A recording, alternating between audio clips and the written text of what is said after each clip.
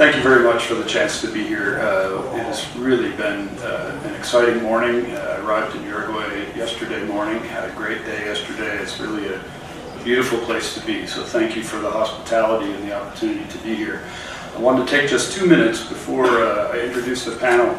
Many of you may not be familiar with the IAF, and if you look on our website, we have a 6-point mission: to promote cooperation, to advance international development, to share knowledge, to recognize achievements, to prepare the workforce of tomorrow, and to raise awareness for space and why space is so very important to every single person that walks on this planet. And I think you can see by my little placement of the logos, perhaps we're not handing out too many awards today, but we're building things for which we will hand out awards later. So you have to do hard work and then you can get awards. But these are our 6 guiding principles in the International Astronautical Federation, and everything else we do follows from these. And I think this is a very important thing to start with so that we can recognize ourselves in the work that we are trying to do here today. I shared these 3 slides this morning, and I think it's a great way to kick off a discussion about socioeconomic importance. One, there are more people who live inside that circle than outside that circle. This is a factor of our planet, and it shows that the challenges we have with respect to human beings who walk the face of the earth, they're not distributed uniformly across the globe.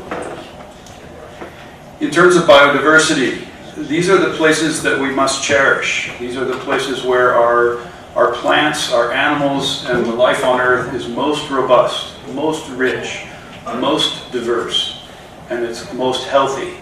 And we are incredibly dependent on the biodiversity of this planet in order to sustain ourselves. And if you look, 2 of those circles overlap. The circle I showed before and one of those circles overlaps. And then you look at where emerging economies are occurring. And this was some research that was done by BBVA. The countries in blue are expected to have a gross domestic product growth that exceeds the that is larger than the average of the G6 growth. So not that their economies will be as big, but they will grow more rapidly. And in the green, you see economies that are expected, yes, to be smaller than average of the G6, but larger than the smallest growth of the G6, and that would be Italy, which has fine economic growth. And so wherever you see these 3 circles overlap, and they do overlap, satellite observations and applications are critical to help address challenges in these regions where people, where biodiversity, and where economic growth are all intersecting, because we cannot separate the variables of biodiversity and human population and economic growth. These have to go all hand in hand together to create positive social, economic, educational, and quality of life outcomes.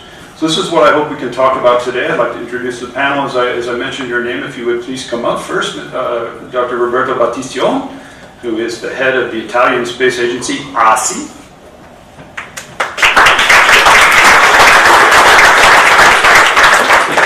Dr. Raul Kulczewski, representing Argentina. He is the Deputy Executive and Tech Director of the Comisión Nacional de Actividades Especiales, CONE. I hope I did okay.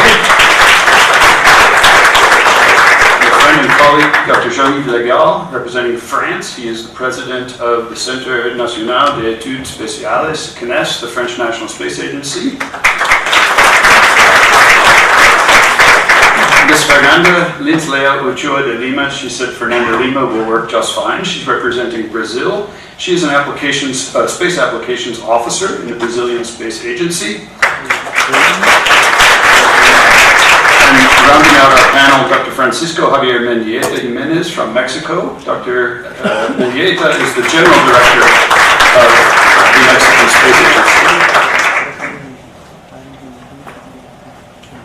So we are short on time because we only have about 45 minutes. So what I ask each panelist to do, and we will begin with Roberto Battistio, I'll help with the slides here, is to spend perhaps a minute or 2 simply reflecting, sharing an idea, kicking off a concept, something you might like to discuss or talk about that will help facilitate our discussion as we go forward. And here comes your slide now.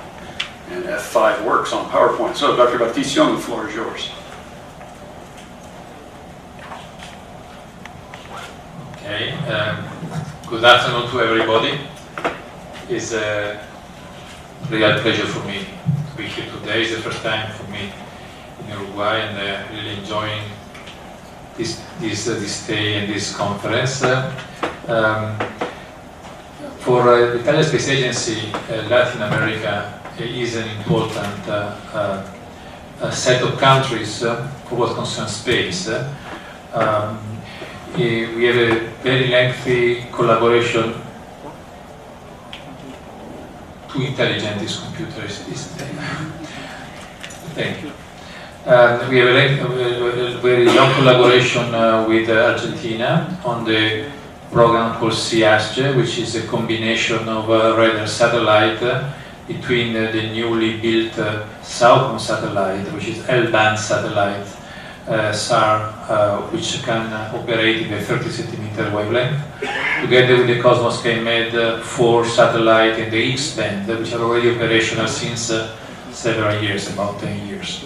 The ensemble of these two constellations is making the SIASGE, which is a combination of SAR satellites, which are very helpful in monitoring all kinds of phenomena, day and night, independently of the sun, independently of the clouds, which have application in agricultural, emergency, forestry, and the various type of utilization of Earth observation in very advanced condition. With Mexico, we do have a collaboration in the joint project of Earth observation, exploration, and robotics. Since now a few years, we are exchanging information and expertise in this field. We have a collaboration with Brazil, which is about a constellation of small satellites, which nanosatellite, or microsatellite, which can provide a collection of digital information about sensors which are distributed over large territories. These are the main activities which we are developing with the Latin American countries. And on top of that, we have an initiative which is now progressing quite systematically to the world, addressing Latin America. Is the International Space Forum, ISF, that since 2016 we are developing together with IAF. Is an international space forum at the ministerial level where the issue of education of a new generation of scientists, engineers, and professionals around the space topics and space sector themes is sustained, advertised, made part of the policies which those countries are programming in high end of education in school and universities. This process started in Trento, Italy in 2016 and then was providing a scheme, a declaration which called for those principles, which was adopted by 42 delegations all over the world.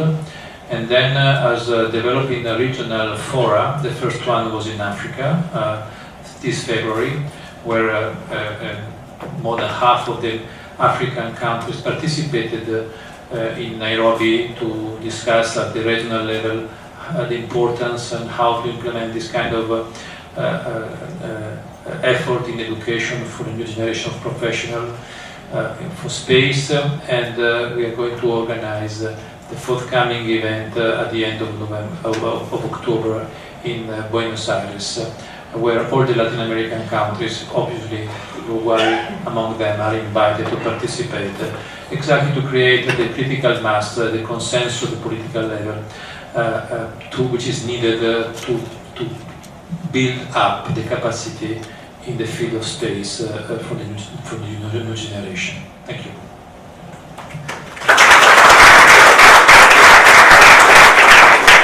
Dr. Baptiste, thank you very much. I would like to give Baptiston. Baptiston. What did I say? Did I say Baptistino? Baptiston. Yes. Of course it is, yes. Boy, don't get anyone's name wrong. It's terrible. Here we go. So I will try, Raul. Kulichevsky. Did I get that correct? Okay, very good. Dr. Kulichevsky, I will open your slide or slides, and you'll have the opportunity to share your opening thoughts.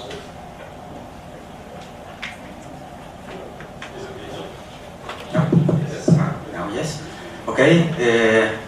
Thank you very much, IAF, for the invitation and being part of this table. But sobre todo, muchas gracias Uruguay por recibirnos. Realmente estoy encantado de estar aquí y ojalá, digamos, en el futuro podamos tener mucho más de estas reuniones en Latinoamérica. Okay, this is going to be very short in order to show what are we doing, what are our activities in CONAE. In CONAE we have many programs in relationship with satellites, launch vehicle, education, ground stations, process and distributions of space-based information. But without entering in details about what are all these activities, but in relationship with what is going to be the discussion during this roundtable, we made much of these activities in collaboration with international partners. So that what I'm trying to emphasize is that it's the strategic collaboration between agencies, within countries, within industries. It's very important so that we can evolve and we can use all our potential in order to use the space application data, but not only for this. Only this work as a means of technological development in our countries. And if we use all this and we work with strategic partnerships, then we can have this as a result. We at Argentina, we support many activities of institutional users, company users. We work for emergencies, agriculture, forestry, mining, fishing, and there you can see many of the institutions that we work, statistics,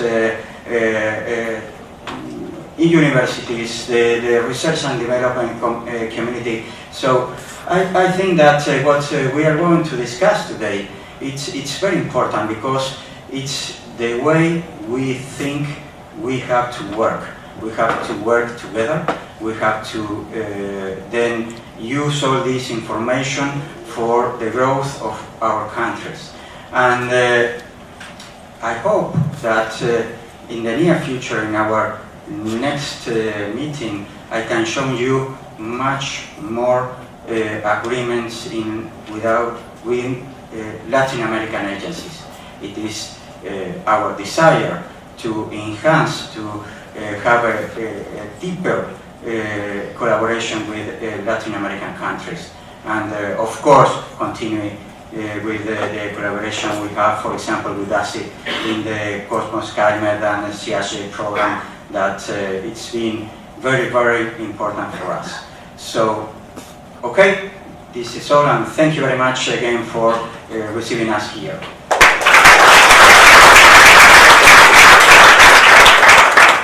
Dr. Kulichevsky, thank you so much. Jean-Yves Legal, your statement can come next. Thank you. Okay, so thank you. So perhaps in a few words, a quick presentation of the CNES, the French Space Agency, and what we are doing to increase the weight of space applications for socio-economic growth. CNES has been created almost 60 years ago, exactly in 1961, and we have today a total staff of 2,500 people in 4 centers of excellence, 2 in Paris, including the headquarters, one big technical center in Toulouse, in the south of France, with 72% of our staff. And of course, the Guyana Space Center, which is not so far from here because it is at the north of South America, in French Guyana. And this is a place where we launch the European launch vehicles, the European family of launch vehicles with Ariane 5, Soyuz and Vega, and tomorrow Ariane 6 and Legacy. And we have a total budget of 2.5 billion euros, which clearly shows the high priority given to space by the French government. And for some years now, we decided to give innovation a central role to explore new frontiers and to identify future breakthroughs that will change the face of space engineering and related applications. And so we apply this innovation in launchers, in satellites, in big data processing. But I think that probably the most important is that innovation means thinking differently by adopting new working methods, developing a technology spin-in and spin-off with other sectors, promoting more efficient production approaches, and simplifying integration and standardizing procedures and interfaces. So I think that after a few years of this policy, I think that we can say that we now put innovation at the heart of French space activities in order to invent the space services of tomorrow and to open new horizons for society. And moreover, to address global challenges when the necessary technological and other resources are simply not available at national level, international cooperation is often the only way. And I can tell you that we have a very long history of international cooperation. All our programs are developed in international cooperation, either within the frame of Europe with our active role in the European Space Agency or in bilateral cooperation with Italy, Germany and some other ones, or on the international space arena with historical cooperations with the US, China, India, Japan, Russia, and also cooperations with newcomers. But definitely, I think that the success of all these programs has made us go-to partner for leading powers and emerging nations all over the world. Thank you.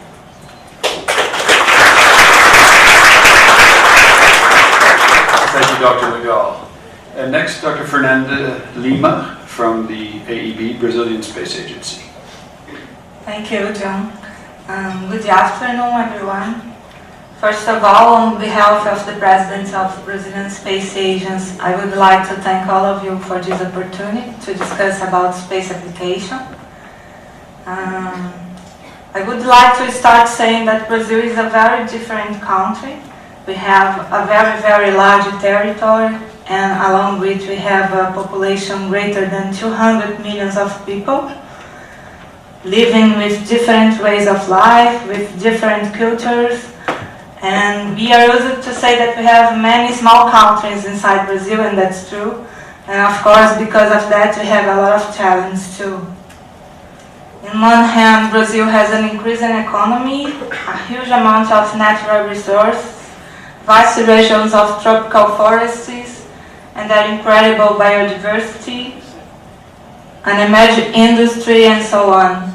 On the other hand, Brazil is a very unequal country, and many people continue to experience poverty. Brazil has many remote areas, and people who live there are not connected to the rest of the world.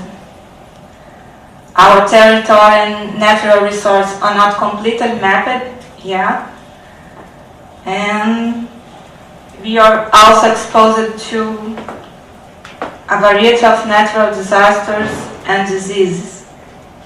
So since 1994, when Brazilian Space Agency was created, we have been working hard in order to deal with this challenge and to provide for governmental institutions, space data and space services in order to help them to implement public policies. We have started with 2 national satellites, to collect environment data. And in 1988 we have signed an agreement with China, and we have already launched 5 satellites with them, Earth observation satellites, and the next one will be launched next year. We already have our telecommunications satellite that was launched last year. And we are developing a total national satellite for Earth observation, the Amazonian 1. We also have 2 launch centers, and the most important of them is located in Maranhão. I think my time is over. Thank you very much.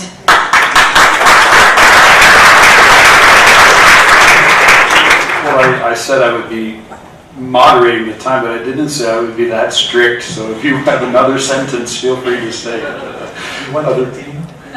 Otherwise, we will ask Dr. Mendieta to share his opening thoughts, and I have some slides for you, Javier. Thank you very much. I am really happy to be again in this fantastic country, this Latino American country, with this Latino panel. You know, everything started in Italy, the Roman Empire, then France, Spain to Mexico, and Portugal to Brazil. And then the Mexicans go to the United States. Like, oh, it's very Latino. This is a panel on socio-economic, and this is the 5 axes of activities. In Mexico, this is the general framework of the present government, and you see the space is absolutely distributed. There's national security, which is societal, inclusion, which is a societal, education, which is a societal need. The 4th is economical, industrial development, starting from our already developed aeronautic sector, which is quite recognized. And the 5th is natural disaster, global responsibility, climatic change. Mexican Space Agency is a new agency. We are only 5 years old, but space activities in Mexico are not new. They are since the Mayan, that the astronomy, the observatories, meteorology, geophysics, and more recently technology and development. Mexico is the economy number 13 in the world, and we have resources to buy things, to buy satellites, buy images, buy solutions. As a matter of fact, all the Mexican satellites have been bought from one only provider, which is the United States.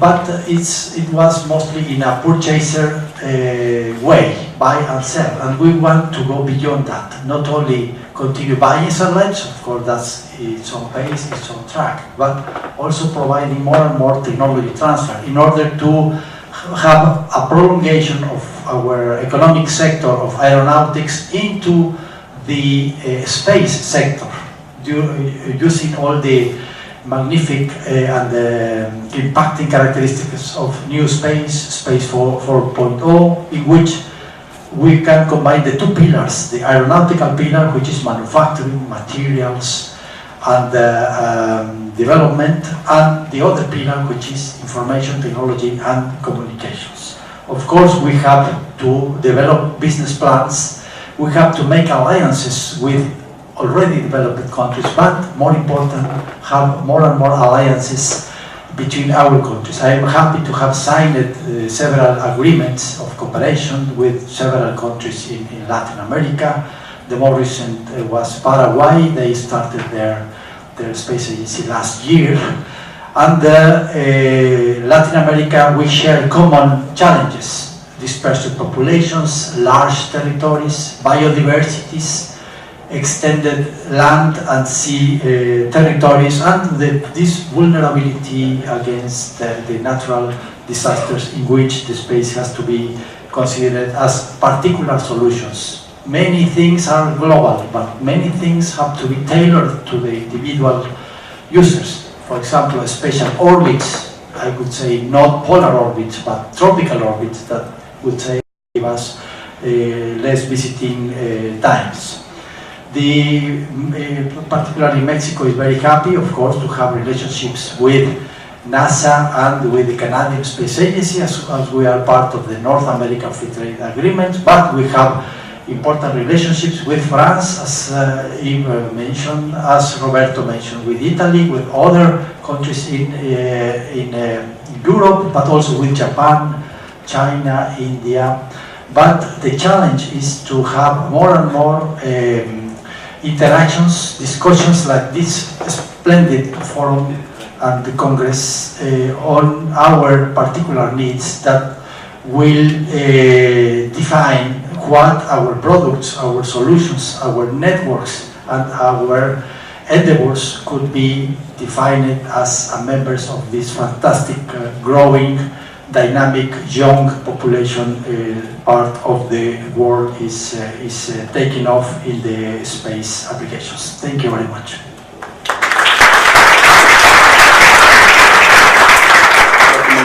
Thank you very much, and thanks to all of our panelists for your opening discussions. As you can see on the screen, to help facilitate our discussions, we have the opportunity to both answer and ask questions through the app. We have some that have been placed. We have others that are being asked as we go along. So we'll now get into what I think is the more important part, and that is hopefully a dialogue. And so if we have such a response directly from the audience, we will forego the app because we're here to be here, but I will use the app because we have it, so there you go.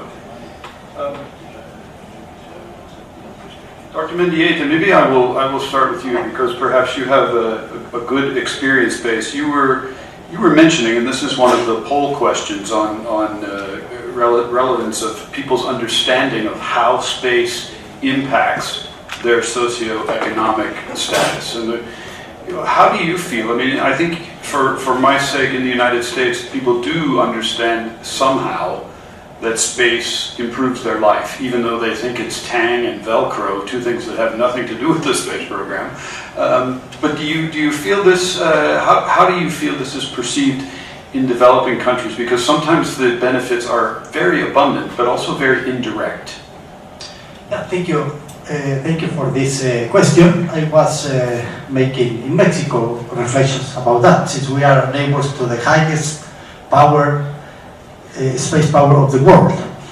And then in the US, it's relatively easy to sell the idea that even if the space does not provide direct solutions to your life, those thousands or tens of thousands of indirect, like these battery drills or diapers or other thousands of solutions could improve, of course, your life, but give rise to your economic development.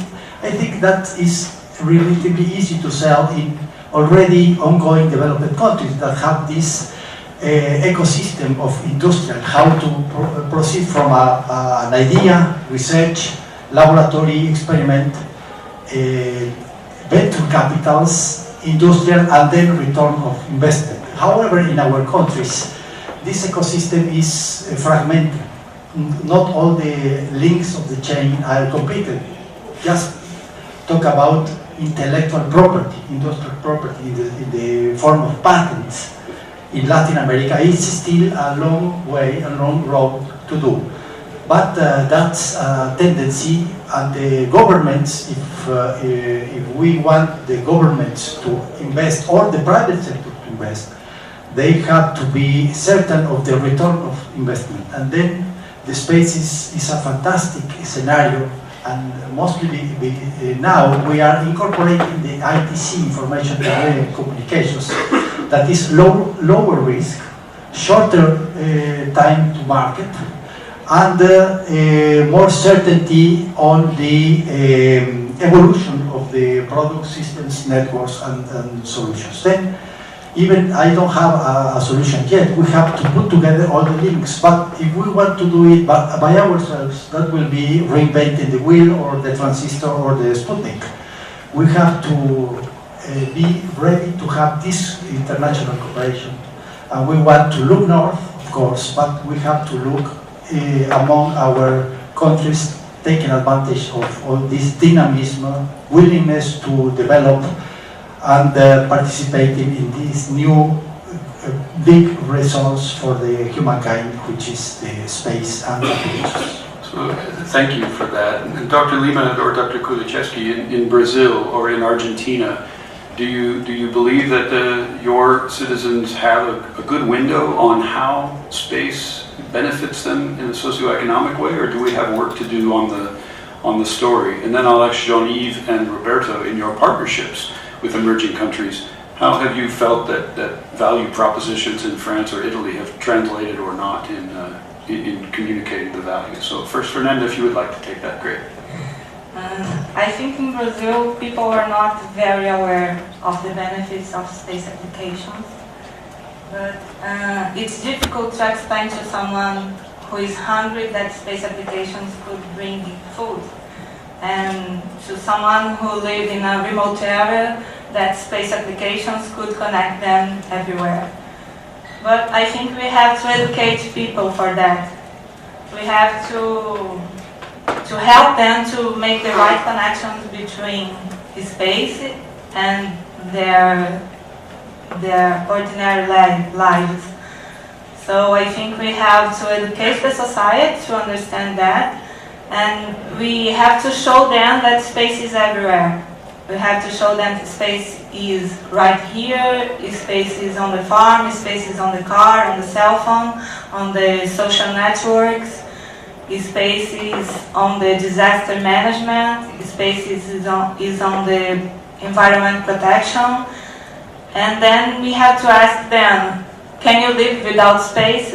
Of course, it's not an easy task, but it's a long-term challenge, but we have to do it. Please, yeah, anyone who wants to weigh in, or we can move on to the next question, whichever you would like. No, I think that explaining that space is everywhere is very, very important. Because I agree with you, people who have food problems, they have immediate thoughts, and speaking about space is not so clear. But nevertheless, we have to explain that space is used every day at every time in modern societies. And a few years ago, we had the idea in France to try to organize one day without satellite, just to demonstrate how much space is important. And we realized that it was absolutely impossible, because everything would have stopped. No more banking accounts, no more phone, no more television, and so on and so on. And so it's very, very important, but people need to know that. An example, sometimes I use taxis in Paris, and in Paris we have streets sometimes which are very, very narrow, because we are two very high buildings and a very narrow street. And when the taxi driver takes the street, the GPS doesn't work, because when you are in a narrow street, you cannot see the satellites. And when you explain to the taxi driver that this is normal, that the GPS doesn't work, because the car cannot see satellites, it doesn't trust you. Instead of that, on the car, trying to awake the system, but without success, because you don't see the satellites. But in most of the cases, it doesn't trust you when you explain that the GPS uses satellites. And for many other applications, this is the same, but I am very, very confident in the fact that the space applications, we are just at the beginning, and the satellites can provide huge benefits to the whole mankind. Very good. Please, yes, sure. Just jump in. I mean, I think it's been explained quite clearly, but maybe a contribution to this issue, to this topic, could be the following.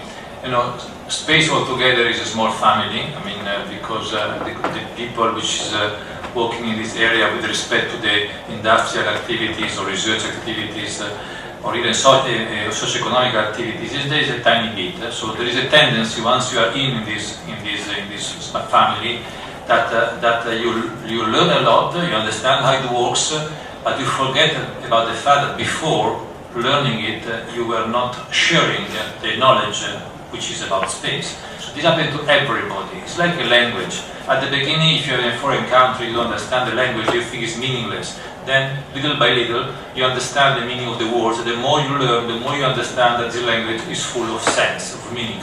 So the space is exactly the same. So aside of developing the technologies application and providing them to the widest possible user ensemble. I think the communication of space, education of space, example of it, it is a never-ending activity which is as necessary as the technology which is behind it. Because it is true for every type of advances, take medical advances. In people before really trust in medicine, I mean, they were trusting something else. And still today, some of those people are getting back in trusting a non-medical application. But it's about education. So education is the unavoidable need to making use of something so sophisticated as space is. Oh, please, go ahead. Yes, and I completely agree with Professor Battiston. And as we realized some time ago about this, that education is a key factor in our activities. We started some years ago with a program we call 2MP, 2 millones de pibes, para lo que no conocen, 2 million kids. And this is a work that we are doing with kids from 8 years old to 15 years old, with their teachers, going to the school, preparing software that they can use about how they can use the space-based information into the local places where they live, and training also the teachers. And we have made a lot in this sense, but as Professor Battiston said, it is a work that we have to enhance, and it is endless. We have to continue working on this, and it's a key factor so that society can have a better understanding of all the advantages of space activities. Thank you. I see a couple of questions on the board about a regional or Latin American space agency. One of the legacies that was able to be created coming out of the last IAC was a space agency in Australia. We have other regional space agencies. ESA is a great example. What are your thoughts on that? How well do you think that the representation of the needs of each country could be best fulfilled through that? And what kinds of applications space applications would you see that agency poking on or declaring as very important to develop, of course in concert with universities and other organizations? Hard question. Take it, anyone who wants to try. Okay, I think that of course agriculture applications are very important in our continent. At the presentation of this afternoon, it was emphasized the importance of agriculture here in Uruguay, and I think that this is more or less the same for all Latin America. And anyway, I think that emergencies is also a very critical application, emergency management, and space-based information have a lot to offer in order to prevent or to manage when a disaster has come, and then emergencies. I think that it is also a very important role for us. Please. Yeah, thank you. Of course, the idea of Latin American Space Agency is, I think, is in our thoughts. Intuitively, we think it's a very good final situation. There are a few examples in the world, but the ESA is the example of success. Imagine the world without ESA. It's like the world without one day without satellite, maybe one day without ESA. There are another examples. For example, this Central American Association of Space Institutions in Costa Rica. They have given good results. They launched their first CubeSat last week. It was very, very interesting in association with a space power, which which is Japan. In Mexico, together with Chile, Colombia, Peru, we have what we call the Pacific Alliance. It's not space alliance, but it's commercial alliance in which the space is more and more incorporated, starting from space sharing. But the idea is to put together our joint programs to align our common goals, our common concerns, and our common potentialities. From my point of view, this is an initiative. Actually, it's one of the questions that Raúl raised to the panel. It's a very interesting activity, initiative that we have to consider in more and more detail, and trying to put together our technology perspectives, but also our political and financial perspectives in order to come out with a gradual, initial, baby steps initiatives targeting short-term needs, natural disasters, connectivity, digital divide, but at the same time having a quite ambitious vision, capitalizing the opportunities of Latin America, but also the interactions with developed countries in this equation. Roberto? I think it is very important to underline that space has a dimension of space diplomacy which is absolutely extraordinary. I mean, the example of ESA is a very good one. You know, Europe about 80 years ago was in flame, in fire, and the countries were fighting one against the other. And ESA is one of the important institutions which have been built in a peaceful Europe where the different countries work together. Sometimes they struggle together, but they work together to very ambitious goals. What are other examples? Of course, there are astronomy with ESO, particle physics with CERN. Is this dimension of science and in particular space, which allow for different countries to talk together, to work together, to have very ambitious goals, cannot be underestimated. I think this is we're going to apply as effectively as in Europe, in other parts of the world.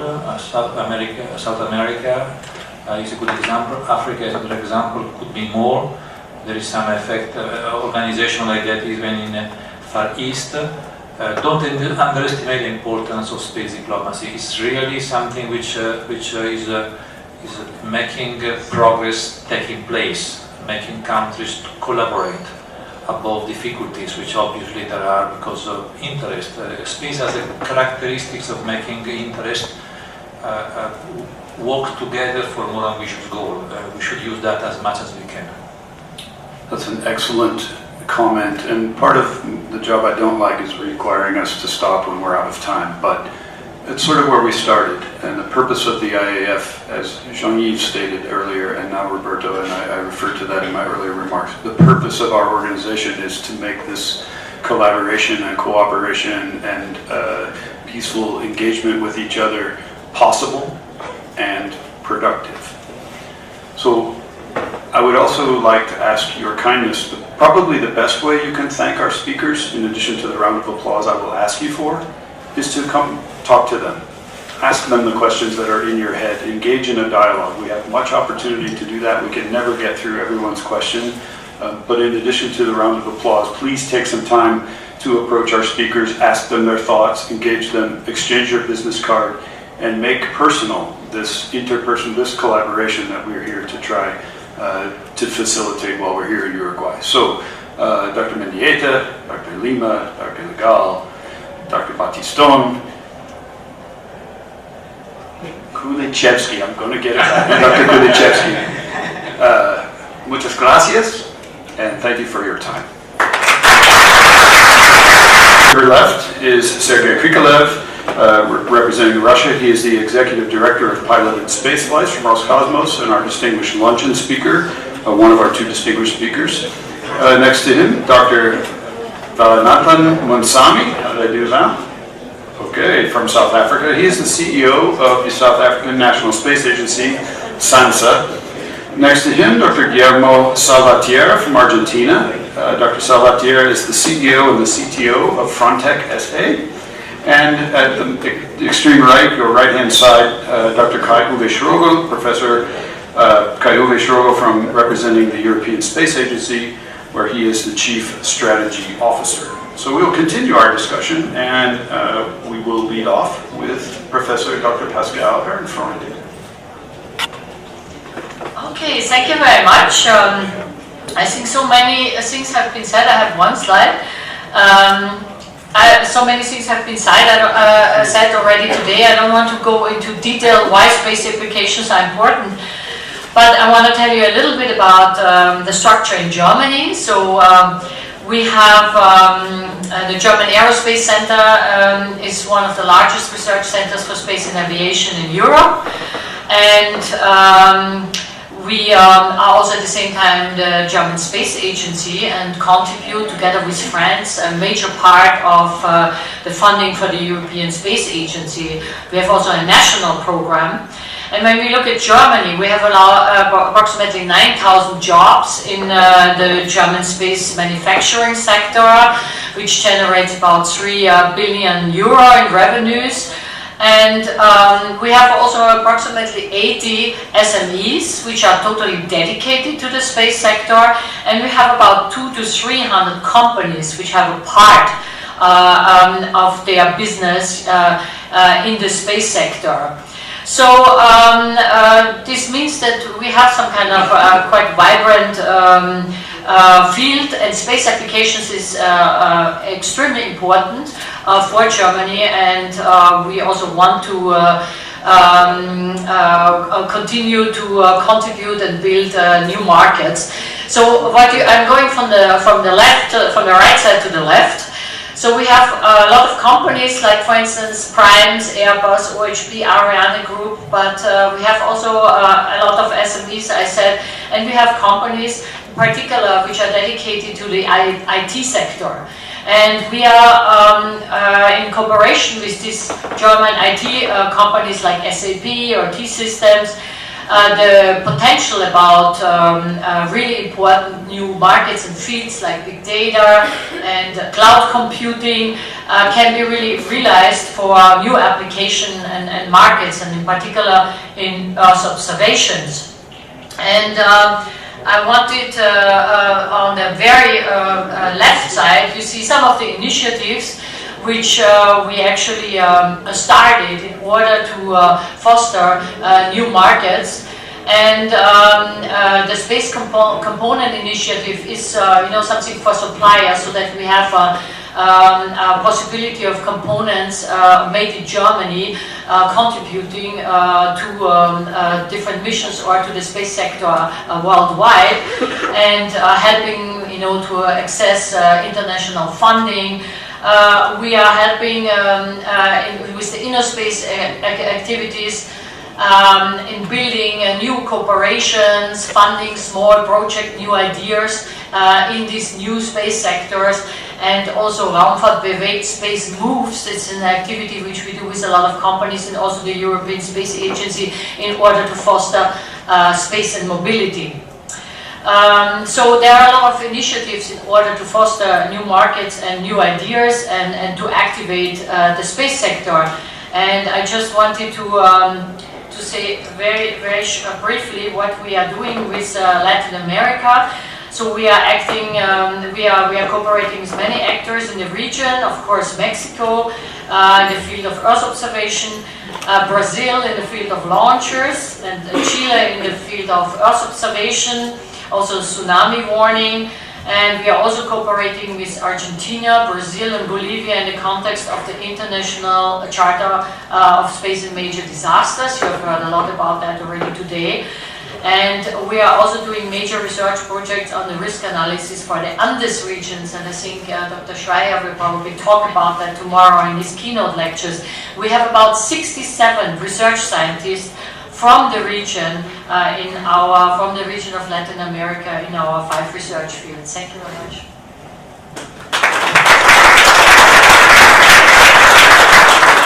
And as you could see, Professor Ehrenfreund had submitted a poll question that Abed had a chance to show related to how well do you feel that your country's population is aware of the importance of space applications in everyday life. And so you can see how we're trending there.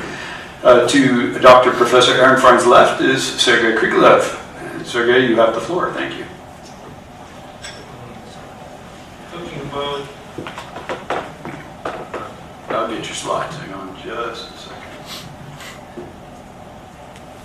If we talk about space activities, the effects of this activity is affecting many different areas of economy. But I think the biggest demand and result of space activities is in several areas.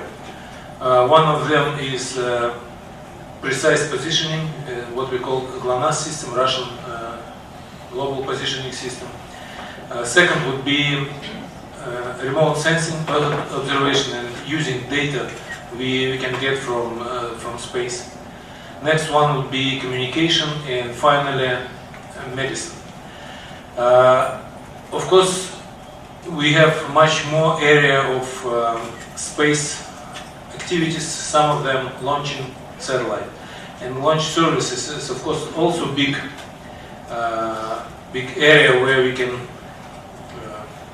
put our efforts and get result from this area. But again, these four would be the final thing what we can get result on the ground. I would briefly stop on each of this area, leaving more time for discussion when we need. But talking about GLONASS, we have special system called ERA GLONASS in Russia that used for accidents on the road. If we have an accident, automated system will send a signal, and really what it helps reduce time to arrive to accident in about 30–40%. It's actually increase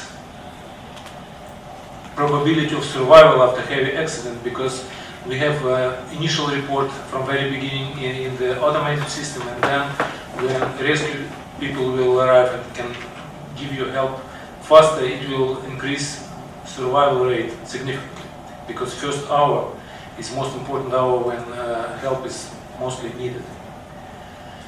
And also data from GLONASS system help us to improve our logistics and control of traffic cargo. Talking about remote sensing, it was already said on this conference that we can use this data for precise agriculture. We can estimate results of agricultural activity, including different disease for different plants, or we have estimate results of floods or pollutions, and that's make use of this data very useful for agriculture. Of course, we can continue making map the way we did it for ages, generations. But now with space technology, our map can be basically alive. We can get data and put data in traffic system and help again our logistics not only properly use of roads, but also understand what kind of traffic we have. And of course, for things like looking for new places where you can have minerals, where you can have water, where you can have oil. We cannot point exactly from space where we need to drill next. Drill and get oil, but we can significantly reduce area for search of it. So that's why it allows us almost twice reduce area of search of these natural resources, and reduce price for this search. Talking about communication, again, if we have navigational data, but it would be not as efficient if we don't have communication, and then that's why we can use satellite communication to ship data, especially it's important in big distances in our country. If something happened in one side of the country, if we try to send message by a regular way, much longer and less reliable. So satellite communication became very important.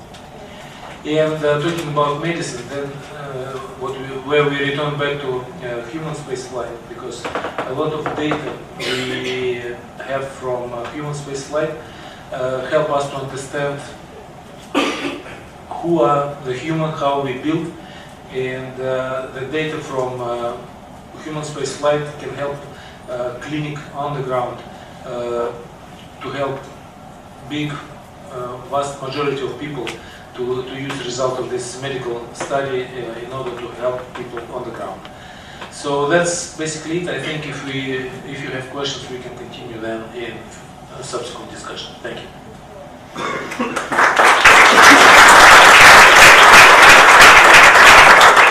Sergey, thank you very much.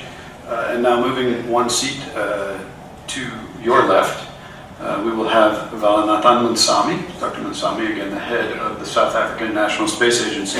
And I always knew that South Africa was a very innovative country and they like to break the rules, so which is why Val has more than one slide. But I get to pick which one he shows. So.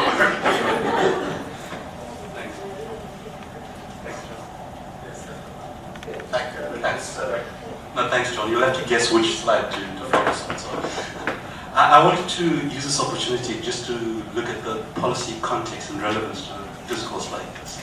And so I'm going to start at the policy end in terms of the South African approach to space applications.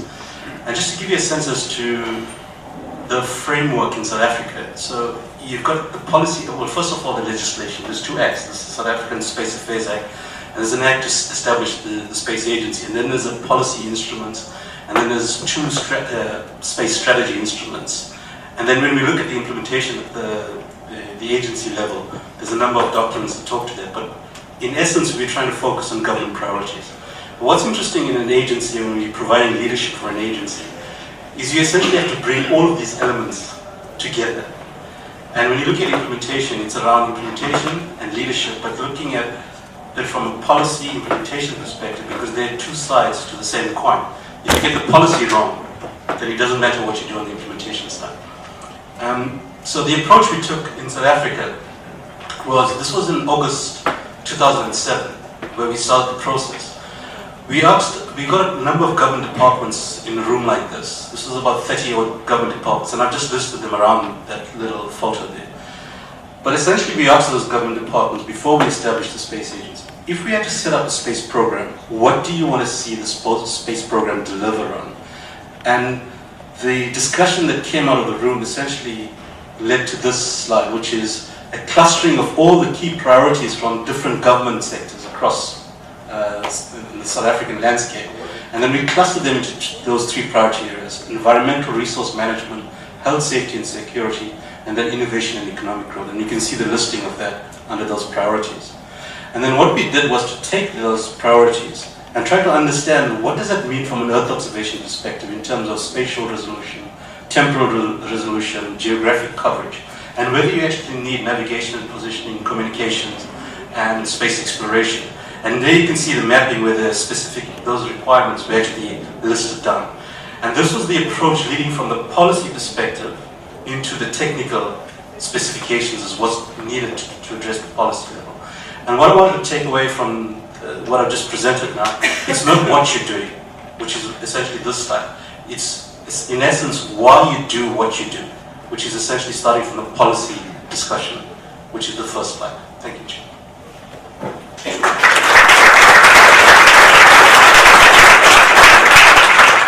Okay, I think that was well worth a couple of slides. Thank you very much. Dr. Salvatierra, Guillermo Salvatierra, CEO and CTO of Frontech SA. You have the floor. Thank you. Thank you, Jeff, for the invitation.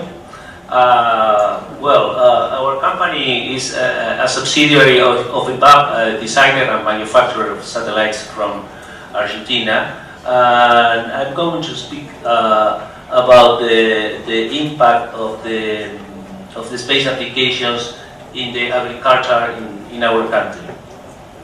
If you look at the map, we are in the red star in Montevideo, but in the neighborhood is Argentina, beside Uruguay. And each yellow dot there is a plot or a field working with our company, with Frontec. We have a platform to provide services to these farmers. 5,000 farmers are working with our digital farming platform. They made the last season. They made better agronomic decisions in 3 million hectares of crops in Argentina. We provide services in order to make better fertilization decisions, in order to improve the seed population decisions, and in order to make better crop monitoring in the crops. We expect for the next year that this kind of services will be the main source of productivity increase in the agricultural sector. We think that this is the impact of the space sector in the agriculture in our country. Thank you very much.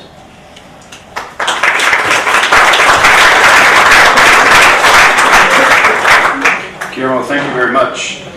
Cayuga Shogo from the European Space Agency, your initial thoughts, please. And I have your slide. Thank you very much, John. I would like to invite you to take a special look at space applications and space activities in general, a look which we have not yet taken, as I have seen during this day. And this is the perspective of space and sustainable development, and in particular the Sustainable Development Goals set out by the United Nations. Now, a year ago, we in ESA asked ourselves, what can we contribute, what do we already contribute in ESA to these Sustainable Development Goals? And we then came up with virtually hundreds of activities, be it studies, be it programs, be it projects, be it applications, which we use and which we utilize for fulfilling and approaching the SDGs in the way which is supportive to these elements. Could we go back, please, because this is for the next chart. As you can see here, we then put that our outcome in a catalog which is available to everybody on the internet. You see it on the left-hand side. You just put in sdgesa.int, and you will find all these activities, in particular conducted by our applications-oriented directorates, the Earth observation, the navigation, and the telecommunications and integrated applications, for which Roberta and Beatriz are here and will present to you also tomorrow and the day after tomorrow the various inputs. Also Christina will present specific elements in that. So you will find a lot of activities there. But there is another point we realized, and this is, first of all, that not only our applications-oriented areas are contributing to the Sustainable Development Goals, but it is the whole breadth of activities, even human spaceflight, also technology development, even science. They are all contributed in some way to the Sustainable Development Goals. And what is also very encouraging is that almost all of these 17 goals are served by space activities. Now, we took the advantage of the organization of the Nairobi conference. Roberto has been the initiator of that, together with IAF, and we framed our cooperation with Africa for that purpose under the SDG, and we will do the same for the follow-up activity here in Argentina. So this is number one what I wanted to say. Number two, what I wanted to say is to put up a different hat. This is space law. I'm also the president of the International Institute of Space Law, and I wanted to take the opportunity to address you on space law issues. I also have a statement which we can distribute, but I would like to point at only one specific issue.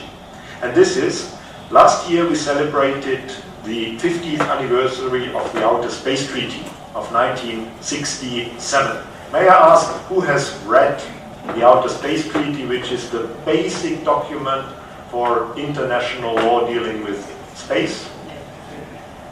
Not bad, not bad. Next time I come, I would like to see all hands up. And the good thing is it's only 5 pages long, so you will manage until I return. But it's extremely important. You see here principles. And when you look at these principles, it doesn't take much fantasy to understand and to know that a lot of them are threatened. A lot of them are kind of endangered species, and what we have to do, all of us, have to reflect that we can maintain the principles of outer space, which is freedom of use, equitable use, that states are responsible, that there is non-appropriation, and the peaceful uses, that all of us in everything we are conducting should reflect these principles and also fight. Well, it's a bit tough, but we have to see that the rule of law maintains and is implemented. This is my pledge to you. I think this is something very worthwhile and very important to consider by all of us. Thank you very much.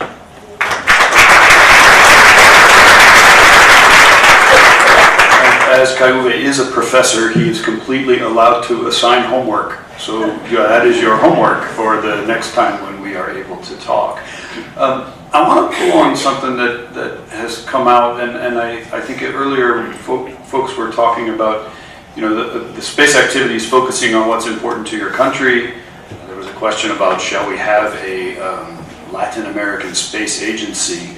And then, Dr. Mansama, you mentioned a very important word about a space strategy. And one of the things that I've seen in my own country is we often have a space policy, but that's not the same as a space strategy. And in Germany, for example, I know there has been a focused effort on a space strategy. So one of the things we're here to talk about is how to maximize the socio-economic benefits of space. Can you talk about, can anyone on the panel talk about the value of having a national space strategy before a space agency? It might be easier to have a strategy than an agency in order to maximize the socio-economic benefits of spaceflight through applications.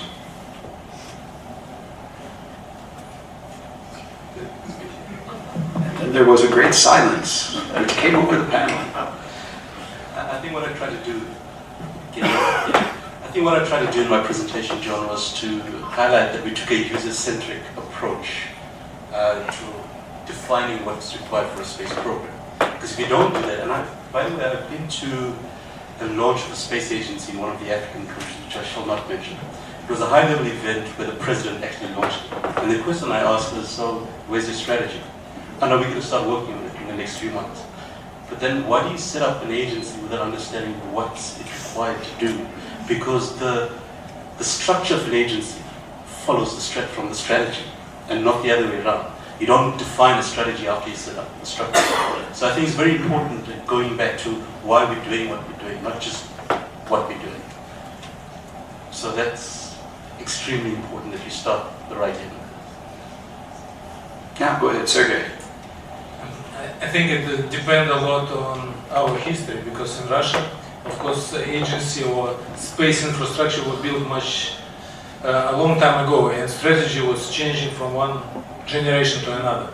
Of Of course, strategy in 60s was one strategy, in 80s was another strategy, and now we are talking about strategy we need for future development. And saying that, that's why we don't have a question, what is first, agency or strategy? We have agency already for long enough time, so we have governmental control of this development, and now we make it more and more commercial. But talking about strategy, I think it's really important, because especially for complicated program like space program, it is important to have system that allow different participants play in sync.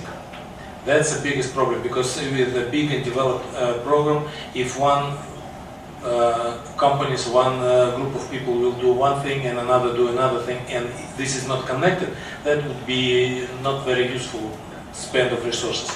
That's why we think the strategy, common strategy for everyone to understand what we are doing, what is our primary goal, and how we fulfill this goal. That's very important. I think there are some very good examples in history of purposeful strategies. Russia had one in the early 1970s to focus on long-duration spaceflight and to learn how to live in space. And I think by the time you had 15 months of life in space, I still think the United States was around 88 or 90 days at that point in time. Maybe that's not exactly right, but it was a focused strategy to learn how to live in space. And that was something that could be brought to the rest of the world as a leading strategy from Russia in human spaceflight. Whereas the Americans, for example, had no long-term experience outside of Skylab, or maybe 16 days in continuously on the space shuttle. Another strategy was Canada. Canada's strategy to contribute robotics, to focus on the grappling arm and the fixtures. And the strategy in Germany, I think, has been very much to use space and science and technology as a means of fortifying the industrial base, to make sure that you have precision manufacturing, that you're economically competitive.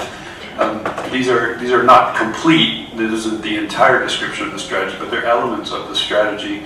And Guillermo, I was wondering, in Argentina or in neighboring countries that you've seen, do you see, for example, in your country, a similar kind of strategy to focus on, let's say, agriculture? Because if so, I want to be in charge of wine, because I think you make really good wine. So I'll be in charge of space verification of quality wine. Something else that's going on? Or in your country, yeah, anywhere. Yeah. Well, I'm not sure if I understood your question, but you're speaking about the strategy. Yeah, for example, you mentioned a remote satellite application that you have to help agriculture. Yeah. Is that something that you have just seen an opportunity in the private sector and gone and said, that's great? Or is that also part of a broader strategy within your country to focus in those particular areas? Well, in our case, maybe it's a mix of both situations, because we are a state-owned company, but our owner is a state-owned company that have been working very close to the Comisión Nacional de Actividades Espaciales. But some time ago, the private sector came to us to ask for help to develop new space-based application to the agriculture sector. And then we are maybe a mix of both situations. And Kai-Uwe, I guess the homework assignment that you gave could give national stakeholders in any country sort of a platform or a jumping off point to develop a strategy that's consistent with international behaviors, norms, regulations, and the way nations go about using space to benefit their economies. Please don't just say yes. You can expound on that. Knowing that you are a lawyer, I didn't expect I would get a simple answer, but that's okay. I said no. No? Okay. No, indeed. What is important when you address it from the angle of regulation or space law is that you are not only implementing the spirit of space law, which is the principles, but also follow the norms. In particular, when private space activities are concerned, the states should or are even asked to make the right provisions, to create the right provisions that private activities can be and are conducted under the international law, done and translated into national law. And this is national space legislation. You should not let your private companies act in outer space without the proper authorization and supervision. We don't see that everywhere. And this is a big mistake. It's also dangerous when it comes to liability, state liability, and the states are responsible for the activities of their national entities, be they governmental or be they private. So this is a very important lesson also, that all the provisions from international requirements, which is the national authorization of private, the continuous supervision also, and all the other elements which come with that, which is also looking at the debris mitigation guidelines, respecting the rules of the International Telecommunication Union, and so on and so forth, which is utterly important to also provide for everybody then in outer space an environment which is safe and which is reliable for all the actors, be they governmental and be they private. And so, Professor Ehrenfreund, you have seen this from several perspectives as the head of the DLR, but also with a significant amount of time in the United States. If you were to meet with representatives from an emerging country thinking about how to go about putting together a strategy, what kinds of things might you advise them to do based on your experience at the intersection of science and policy and spaceflight? Well, I think the system. Of course, I know best the system in Europe, and I think what we have not yet discussed, or what is actually obvious on this table, is that we have 22 member states of the European Space Agency. And when you look how we have many of those countries have a national program, and but we work together in a forum, you know, in the European Space Agency, and everything what we cannot do alone, we do together. And additionally to that, we have also an international network where, for instance, ESA and NASA and Roscosmos and many others are working together. So I think it is this kind of, every country has national interests. We have heard many today. We learn from each other, so international cooperation is always important. In Europe, we also really built a national strategy, but we also built a European strategy together. And here it's of course not such an easy process, and I think South Africa can tell from their example and how they actually made that happen, or how they will implement it. This is not an easy process. Also in the European Space Agency we are 22 countries, and we have to find a consensus, and we have to find the funding for projects, and not everything what we want to can be done. So because also in the previous panel there was always the question, you know, do you need a regional space agency? I think it is important that you understand what your national interest is, what your expertise is, and how do you link that regionally together. This is how I think national to regional to larger association actually works, and not everything is possible. You have to find a consensus then what is the most important for all of you, and what is strategically the way to go. And in a similar way, though we have of course this kind of platform already a long time in Europe, it still takes time to make good decisions. Yeah, I'm mindful of something that the previous ESA Director General Jean-Jacques Dardin would always say, and that is that the collaboration that is required to get to consensus among 22 nations is incredibly hard to put together, but most importantly, it's really hard to take apart once you have it. Now, I don't know how true that is in practice, but I think there is some wisdom in that you spend the time up front planning, and the same perhaps with putting the strategy together, because once it congeals, then everybody is aligned, well aligned, and knows how things can proceed. They can sort of read and sing from the music, even if they don't know how to tango. And if you want to see something really ugly tonight, watch me try to tango at the reception. But anyway, let me give the last word to our colleague, Sergei Krikalev. You have seen the beauty of space in a way that I don't think anyone else in the room has had a chance to see. You've experienced the thrill, the wonder, perhaps the loneliness of being in space for a long period of time.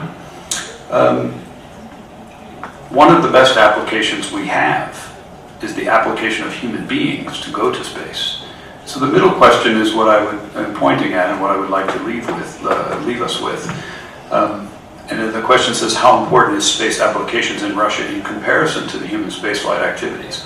I think all spaceflight is human, but I will give you the last word on that.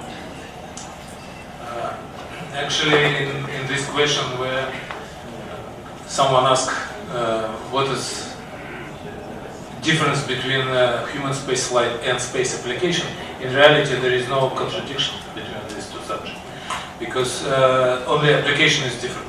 Because human spaceflight is actually some kind of test bed we are using for future development. Because outcome of human spaceflight is basically what we learn from it, and specific hardware. We can test hardware during human spaceflight, we can test different methods, and then we can implement it in robotic missions.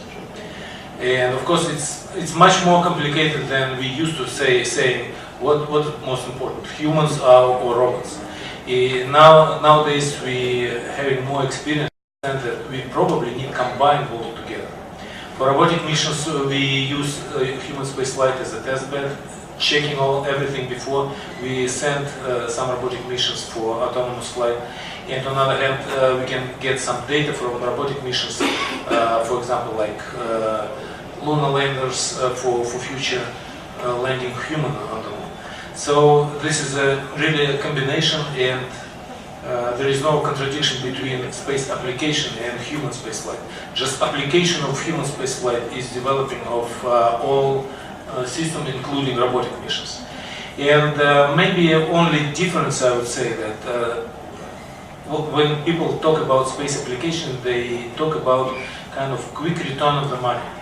So I invest something in communication satellite and spend a couple of years or several years of building it, and then start to get money back from selling communication channels. In human spaceflight, it's a much longer return of the investment, because you are returning in science, you are returning in basic knowledge, you are returning in experience, investing in experience, and going to return back maybe in 10 years, 15 years, 20 years, in all these robotic missions, including future applications we can only think. With that, I think we are at or near our time. One comment that did bring back to something we saw earlier today was the recommendation of the book about the entrepreneurial state.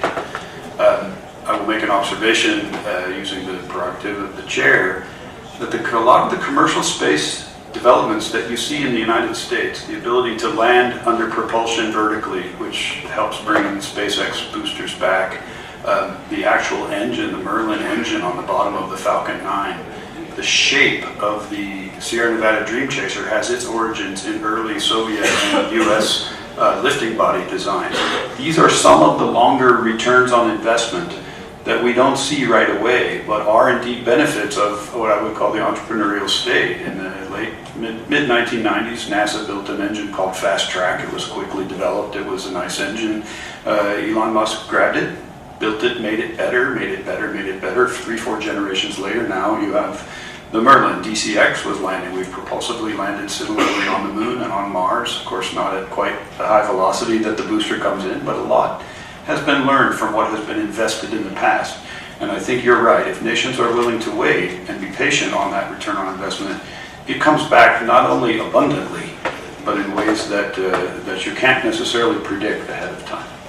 So please, welcome again. Thank you for our panelists. If you could please share a round of applause for our panelists.